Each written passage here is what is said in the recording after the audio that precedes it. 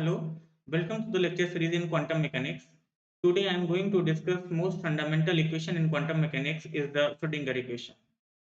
As we know that Schrodinger equation gives the behavior of a tiny particles when they behave like a wave. So the Schrodinger equation is minus h square by 2m del square psi upon del x square plus vx psi x equal to I h cut del psi by del t.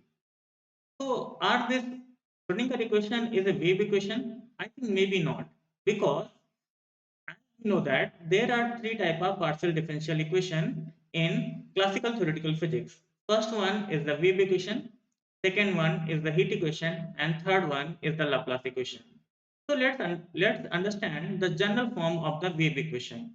So the general form of the wave equation can be written as del square y upon del x square equal to 1 by v square del square y upon del t square.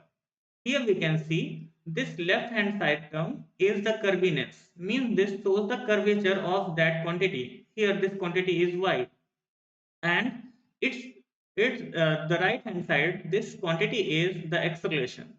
So the wave equation relates the curviness with the acceleration. And here one thing is also important. In the wave equation, this is the second order derivative with respect to the time. But here in the Schrodinger equation, only first order derivative is there. So I think this is the heat equation, because heat equation we can see del T by T. This is the first order derivative with respect to the time. And here capital T is the temperature, and it can be anything that can be flow. But the question is that what is flowing in the quantum mechanics?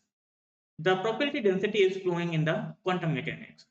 So the probability must be conserved just like mass in the fluid flow and the energy in the heat transfer. So any change in the probability at one location results change in the another location. So probability flow through the space and electron find itself in the another state. But one thing also we can here see that in this equation, one extra term, that means the potential energy term is there, but that term not present in the heat equation. So this term also can be written like C times del T by del small t. So this is the convection term. So in this way, heat equation exactly something like similar to the Schrödinger equation. So here we can see this is del square psi upon del x square is the curviness, and del psi by del t shows the flow. So Schrödinger equation relates curviness with the flow. So let's more understand about the Schrödinger equation and from where this equation is came. So let's try to understand in terms of the classical mechanics. Like as we know that this is the Schrödinger equation, and Schrödinger equation play the same role in the quantum mechanics as Newton's law in the classical mechanics. Because we know that from the Newton's second law, we can write F equal to ma, and similarly we can write m d square r by dt square. It is also a second order derivative just like Schrödinger equation. So by solving the second order differential equation, we can get the value of the position. Once we know the value of the position, we can calculate the different parameters such as velocity, momentum, and the path of the particles. Similarly, in quantum mechanics, if a particle is moving under the influence of the potential energy or any force acting on it, so by solving the Schrödinger equation, we can calculate the wave function psi that contains all the information regarding the quantum mechanical system. And by using this, we can calculate the probability density, momentum, energy, and all other parameters, but not exact as in classical mechanics. Because as we know that the measurement in the quantum mechanics is not very straightforward. So the quantum mechanical theory are the most fundamental theory, because quantum mechanics not only deals with the subatomic particles, but also it can be applicable for anything, means for the macroscopic particle also. So Schrödinger equation should give us Newton's law under the limit of the macroscopic system. Further, let's understand how Schrödinger equation came from, and by using set of arguments in the quantum mechanics which was given before the Schrödinger equation. Now to understand this equation, we can use the different hypotheses like de Broglie hypothesis, conservation of energy, and Planck quantization condition. So as we know that Schrodinger equation is the most fundamental equation in quantum mechanics that describe how the wave function of a quantum mechanical system evolved with the time, and it was given in 1926 by Erwin Schrödinger. So Schrodinger equation is used to deduce the property of the particles when they describe as a wave. So we know that the general form of the wave equation is del square y upon del x square 1 by v square del square y upon del t square. Here y can be anything that can be waving, means that can behave like a wave, just like electric field and all other quantities also. So we know that the general form of the equation can be written like a plane wave. So y equal to a e to the power I kx minus omega t. So by using this, let's try to formulate the Schrodinger equation. So this is the first assumption. Uh, the solution of wave equation must be follow the de Broglie hypothesis and Planck postulate for the black body radiation. We know that the de Broglie hypothesis is lambda equal to h by p, and the Planck's black body radiation for the energy quantization equal to h nu.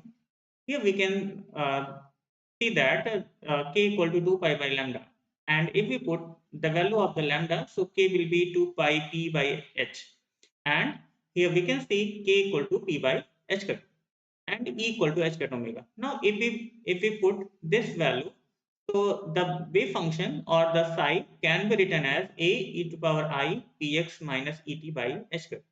So this is the equation first.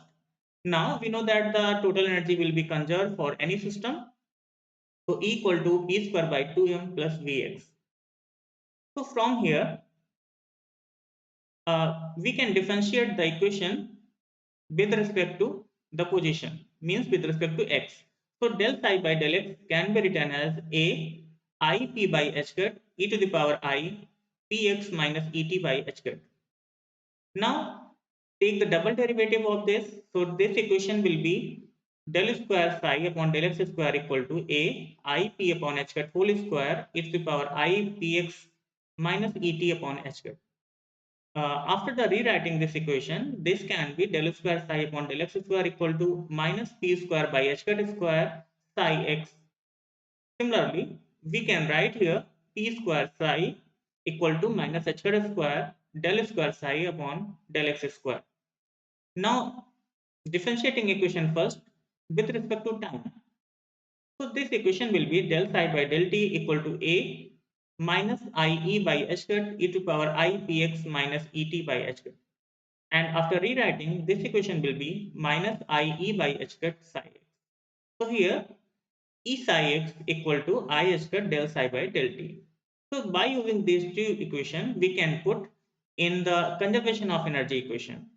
So we know that the conservation of energy is equal to p square by 2m plus vx. Now if we multiply it by psi x both sides, so this equation will be E psi equal to p square by 2m psi x plus vx psi x. Now put the value of p square psi and E psi. So this equation gives like Schrodinger equation, that is h square by 2m del square psi upon del x square vx psi x I h cut del psi by del t. So this is the time dependent Schrodinger equation, because here we can see the potential energy term contains the time dependent term. By using this, we can convert this into the time independent solution. So to convert this equation into time independent Schrodinger equation, let us assume Vxt equal to Vx means it is independent of the time, and psi x total wave function can be written in terms of the wave function of the position and the function of the time. Now if we put this value, so this equation will be like minus h square by 2m del square psi upon del x square phi x ft vx phi x ft equal to I h cut del by del t phi x into ft. Now after rewrite this, because here we can see this is the second derivative with respect to x, so function of t can be outside, comes outside. So this will be minus h square by 2m ft del square upon del x square phi x uh, plus vx phi x ft and I h squared phi x del by del t of ft, because here this is the only time derivative is there. Now divided by the total wave function means phi x and ft. So this equation will be minus h square by 2m 1 by phi x del square upon del x square phi x plus vx equal to I h squared 1 by ft del by del t of ft. And here we can see this is the only function of the position and this is the only function of the time. So these term, if we see, this term will be equal to 0. So this here it is assumed that this can be only will be 0 if one term is something constant times c and other is minus c. So this total term is equal to 0. So here this is here I assume that this is the constant term. So now if we solve this, so this will be 1 by ft del by del t and minus e by h cut into del t. So if we integrate both sides, so this equation will be like ln of ft equal to minus ie upon h cut t plus ln a. And if we solve this, we can get ft equal to a e to the power minus iet by h cut. So the total wave function will be psi xt equal to phi x e to the power minus iet by h cut. Now the second part of this equation will be minus I h cut minus h cut square by 2m del square upon del x square phi x e to the power minus I e t by h cut plus vx phi x and e to the power minus I e t by h cut, and here this is the I h cut del by del t of phi x and this is the exponential term minus I e t by h cut. Now this equation can be written as minus h square by 2m del square upon del x square phi x plus vx phi x equal to e phi x.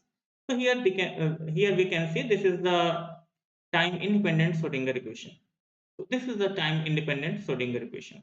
And here we can write this is the Hamiltonian term that operates on the side, because Hamiltonian contains the kinetic energy term and the potential energy term. So H psi equal to E psi, where the Hamiltonian is minus h square by 2m del square upon del x plus Vx.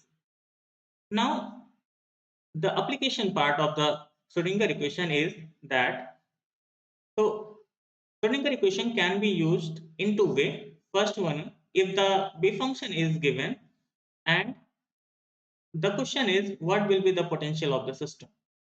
And second one is if the potential of the system is given, then find the energy and the wave function of the system. So these are the two applications. So first let's start with the first one. If the wave function is given, then what will be the potential of the system? So let's understand this, how we can solve this. This is the method to solve this type of problem. So this is the general form of the Schrodinger equation, that is minus h square by 2m del square upon del x square plus vx phi x equal to e phi x. Here the wave function is given, means phi x or psi x, it is given. If wave function is given, so here this is the second order derivative. So let's operate on this wave function. So if we operate this, so this double derivative gives something constant term as a function of x, and plus potential is as it is, because this potential we have to find phi x equal to E psi. So here we can see in the right hand side is the energy eigenvalue and it is the constant, means independent of the position. So left hand side also will be independent of the position. So by using this, we can put this function will be equal to 0, means make independent of the position. So if we put this function of x or the position plus potential equal to 0, so from here we can calculate the potential of the system. So let's try to apply on any question. So the question is that if a wave function of a spinless particle of mass m in a one-dimensional potential Vx, psi x equal to a e to the power minus alpha square x square corresponding to an eigenvalue E0 h cut square alpha square by m, to find the potential of the system. So this is the question. So let's try to solve step by step as I have seen in the last slide. Uh, this is the Schrodinger equation. So let's apply the wave function on this Schrodinger equation. So minus h square by 2m del square upon del x square plus vx, and this is the given wave function a e to the power minus alpha times x square equal to a e e to power minus alpha square x square. So if we do the double derivative of the wave function, so the first term will be minus h square by 2m. So let's do step by step. So the first derivative is d by dx, and here this is the first derivative, a minus 2 alpha square x and e to the power minus alpha square x square plus potential energy term as it is, and this term also as it is. So let's do one more derivative.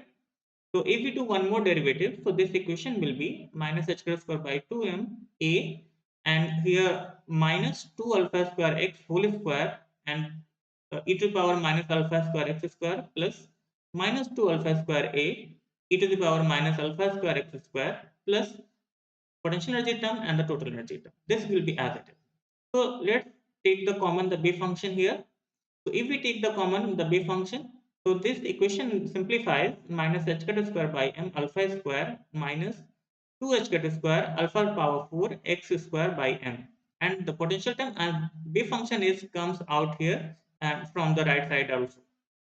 So here this is the given this is the E0 because h square alpha square by m, and this is the constant term also. So here we can see this is the position term, and this is also the position term, and this is the constant term. This is the E0. So here right hand side this shows the energy. This is the energy eigenvalue, and here this is the position. So let's make the position dependent term will be equal to 0.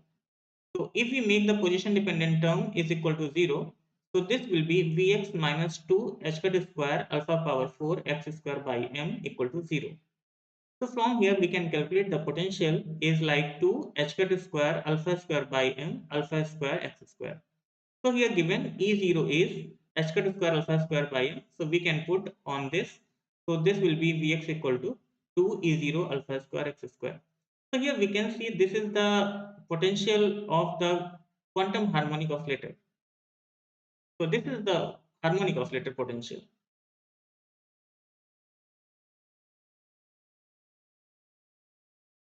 Harmonic oscillator. Because the wave function is given, this is the ground state wave function of the harmonic oscillator. So potential comes out to the harmonic oscillator potential. So in this way, if the wave function is any other wave function is also given, so we can also calculate the potential of the system. So let's try to solve the another problem. So the second problem is if the wave function of a particle moving in a one-dimensional potential Vx is given by psi x equal to a e to the power minus iax, where a is the constant, find the potential. If we see that this wave function, so this wave function is like a plane wave. So let's try to solve by using the Schrodinger equation. So this will be minus h square by 2m del square upon del x square plus vx, and here this is the given wave function a e to the power minus iax equal to e to the power minus I. So let's do the second order derivative. If we do the second order derivative, so this ia terms comes two times. So this will be minus h square by 2m minus ia whole square plus vx, and this is the wave function, and equal to e to the power minus iax. Now rearrange this equation. So this equation will be minus h square by 2m minus a square plus vx a to the power minus iax equal to e to the power minus iax. So here we can see this is the only term that is position dependent term, and this is the constant term. So because right hand side does not contain any position dependent term, so left hand side should not be also any position dependent term. So let's make this will be equal to 0. So the potential here we can get, and the potential is the 0. Means this is the wave function of the free particle. So in this way, we can calculate the potential of the system if the wave function is given. This is the one part of the application of Schrodinger equation. By using this, we can calculate also if the potential is given, so we can calculate the energy and the wave function of the system. So thank you. Thanks for watching. Please like, share and subscribe.